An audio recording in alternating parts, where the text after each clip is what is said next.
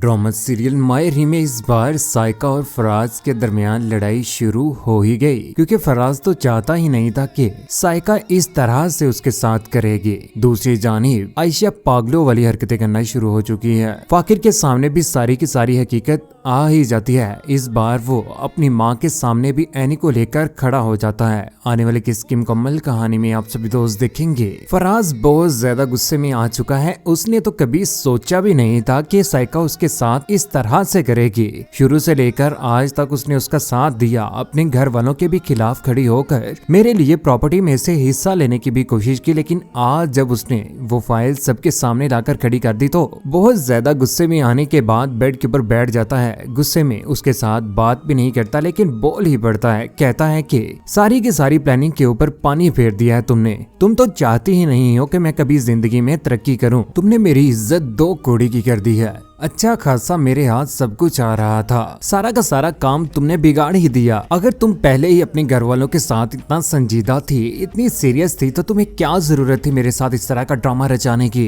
लेकिन साइका आग बगोली हो जाती है। उसकी ये सारी की सारी बातें सुनने के बाद फराज कहता है कि करो अपनी मनमानी, सहती रहो, बैठी रहो अपने मायके में, और हबीब के बच्चों की तरह ना तुम भी उनकी गुलाम बनकर बैठी रहो। बहुत ज्यादा गुस्से में आ जाता है। सारी जिंदगी तुम उनका एहसान ही मानोगे। साइका कहती है कि हम क्यों रहेंगे सारी जिंदगी उनके सामने, क्यों माने इनका एहसान, और क्यों रहें इस घर में। ये आपका फर्ज है कि आप अच्छी नौकरी ढूंढें और हमें एक अच्छा सा घर लेकर दें। ये बात सुनने के बाद आगे से फराज खामोश हो जाता है, क्योंकि सच्चाई तो वो सुनना ही नहीं चाहता। बना बनाया कारोबार उसके हाथ आने जा रहा था। जब उसके हाथ नहीं आता तो उसका तो दिल ही टूट जाता है। दूसरी जानिब राहिला, जिसने सोच रखा था कि वो तो घर में जाकर मलका की तरह से जिंदगी गुजारेगी, लेकिन उसके हाथ जब कुछ भी नहीं आता तो उसकी आंखों में आंसू आ जाते हैं। बैठी पुराना सा सूट पहनकर परेशान हो जाती है। कहती है कि बहुत से अरमान लेकर यहाँ पर लाए थे ना आप मुझे, कि यहाँ पर बहुत खुश रहूंगी मैं, लेकिन यहाँ पर इस घर में मेरी कोई भी हैसियत नहीं है। उधर अच्छे तरीके से तैयार हो रहा होता है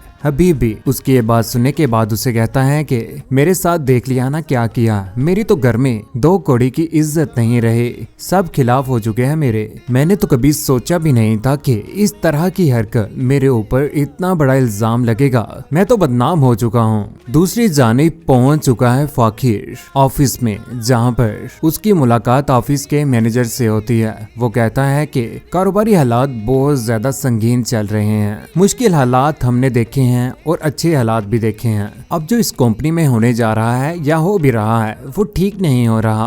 कारोबारी हालात बहुत ज्यादा संगीन जा रहे हैं। मुझे नहीं लगता कि इस बार कंपनी को किसी किस्म का कोई भी प्रॉफिट होगा। यहाँ पर तो फराज भी और हबीब भी गलत कर रहे हैं, कारोबार के साथ जरा भी संजीदा नहीं है। उसके बाद सुनने के बाद यहाँ पर हक्का बक्का रह जाता है फाकिर भी। फाकिर तो इस बार कारोबार को लेकर बहुत ज्यादा संजीदा है, अपने कारोबार को अच्छा खासा वक्त दे रहा है। उधर जैसे ही वो ऑफिस से घर वापस आता है तो परेशान होता है। यहाँ पर एनी को काम करता, यहाँ पर सफाइयाँ करता देखकर परेशान हो जाता है। यहाँ पर उसकी अम्मा भी कामों में लगी होती है, क्योंकि घर में अब तो काम बहुत ज्यादा बढ़ चुके हैं। ना तो रहीला कर रही है और ना ही कोई घर में काम कर रहा है। यहाँ पर सारी की सारी जिम्मेदारियां समीना की ही हैं, और अपने साथ एनी को भी लगाया हुआ है। अम्मा जान ने क्योंकि कहा था कि घर के कामों में भी अब तुम्हें हाथ बटाना है, स्टडी छोड़ देनी है। काम करता देखकर यहाँ पर फाकिर एनी को कहता है कि तुम अपनी स्टडी की तरफ ध्यान नहीं दे रहे, इंटर में इस बार तुम्हें मेहनत करनी पड़ेगी।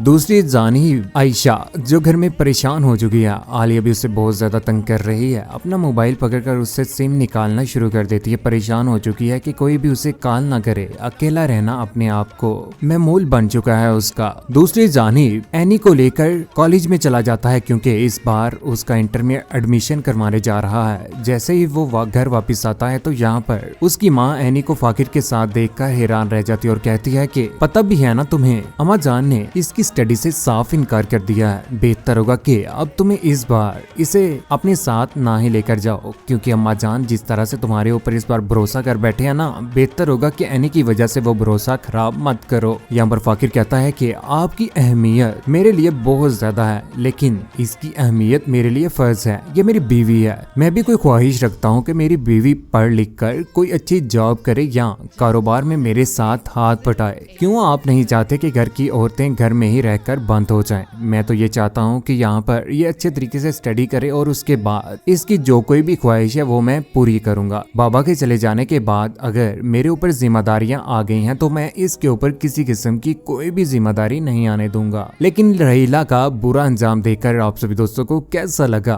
और आखिर इस बार रहने के लिए खड़ा हो चुका है। एक बाप और एक अच्छे शोहर भी बनकर इस बार बता ही देगा वो। फराज का बुरा अंजाम देखकर आप सभी दोस्तों को कैसा लगा? और कौन कौन चाहता है कि रहीला को तो फांसी हो जानी चाहिए और उधर उसकी बहन को भी, जो अपनी सास का भी ख्याल नहीं रख रही? अपनी कीमती राय का इज़हार नीचे कमेंट सेक्शन में जरूर दीजिएगा। चैनल को सब्सक्राइब करने के बाद बेल का बटन जरूर दबाएगा ताकि फ्यूचर में हम किसी किस्म की कोई भी पोस्ट करें तो वो आप तक बर वक्त पहुंच पाए। आप तक ख्याल रखिएगा, दुआ में याद रखिएगा। अल्लाह हाफिज।